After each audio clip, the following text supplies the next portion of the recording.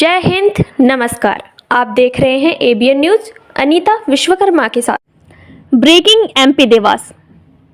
Ambulance से ही कराया गया अंतिम संस्कार, बिलखते रहे परिजन। पटाखा फैक्ट्री ब्लास्ट में आहत हुए लोगों का शव पहुंचा गांव। गुजरात पटाखा फैक्ट्री ब्लास्ट में मृतक सभी मजदूरों के शव गृह ग्राम पहुंचते ही उनके गांव में मातम सा छा गया। रोते बिलखते परिजन और आंखों में गम के आंसू लिए ग्रामीणों, जनप्रतिनिधियों व अधिकारियों की मौजूदगी में कराया गया नेमावर अंतिम संस्कार। जी हां, मध्य प्रदेश के जनपद देवास, सतवास के संदलपुर व जनपद हरदा हंडिया के बड़ी तादाद में मजदूर रोजी रोटी कमाने के लिए अपने घर परिवार से दूर गुजरात के बनासकांठा जिले के डीसा के एक फटका फैक्ट्री में मजदूरी करते थे। खौफनाक मंजर तो तब देखने को मिला जब मंगलवार सुबह 7 बजे चिंगारी से लगने वाली आग से फैक्ट्री में ब्लास्ट हो जाने के कारण देवास जिले के 10 एवं हरदा जिले के 10 मजदूर की दर्दनाक मौत हो गई। बताते चले कि गुरुवार सुबह 7 बजे उनके गृह ग्राम में उस वक्त खलबली मच गई जब सुबह करीब 8 दोनों गांव में एक साथ 10-10 शव को लेकर एम्बुलेंस ने प्रवेश किया। बड़ी विडंबना की बात तो यह देखने को मिली कि परिजनों ने एम्बुलेंस में ही अपने अपने चहेतों का अंतिम दर्शन कर नम आंखों से शोक व्यक्त करते हुए एम्बुलेंस से ही नेमावर के नर्मदा घाट पर ले जाया गया। सबसे बड़े दुख की बात तो यह रही कि परिजन मृतकों के शव को कंधा भी नहीं दे पाए। हरदा जिले के हंडिया के मृतकों एवं देवास जिले के संदलपुर के मृतकों के शव का अंतिम संस्कार नर्मदा नदी तट नेमावर में एक साथ किया गया। इस दृश्य को जिसने भी देखा उनकी आंखें नम हो गई। इस प्रकार की घटना देवास और हरदा जिले में पहली बार घटित हुई है।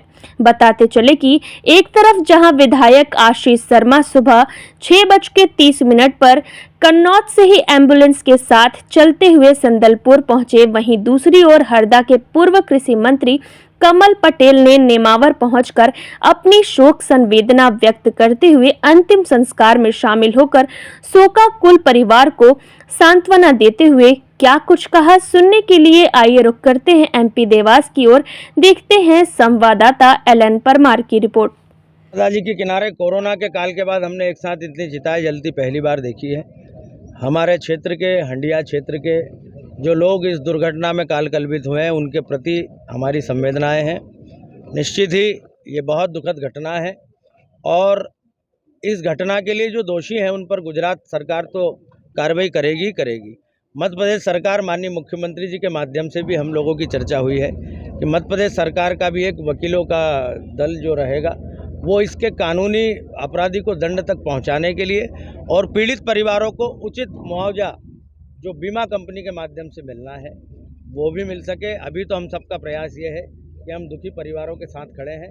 आदरणीय कमल भैया ने जैसा कहा है कि अब उन परिवारों में जो भी बचे हैं उनके लालन पालन की जिम्मेदारी, शिक्षा, स्वास्थ्य की जिम्मेदारी सरकार के ऊपर है और हम प्रयास करेंगे कि उन्हें जो लोग बचे हैं उन्हें अपने पैरों पर खड़ा करने में हमसे जो हर संभव मदद हो हम कर सकें। आज के इस दुख के समय में सभी मृतक जनों को हमारी श्रद्धांजलि है मध्य प्रदेश सरकार की ओर से और माननीय मुख्यमंत्री जी ने आश्वासन दिया है कि अधिकतम सहायता इन परिवारों को और अन्य जिन योजनाओं में भी इनका पंजीयन था, उन संबल हो, कर्मकार मंडल हो, इसके अंतर्गत भी जो सहायता राशि होगी शीघ्र परिवारों को उपलब्ध कराएंगे।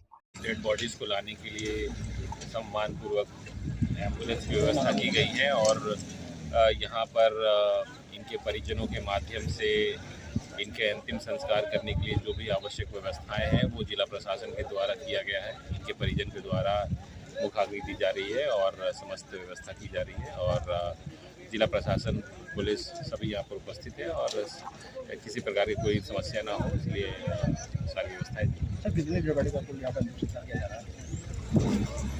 यहाँ पर नेमावर घाट पे अभी जिला देवास के जो 10 डेड बॉडीज़ हैं उनकी यहाँ पर अंतिम संस्कार की जा रही है और हरदा जिले के भी जो डेड बॉडीज़ हैं उनके प्रशासन के द्वारा यहाँ पे किया जा रहा है।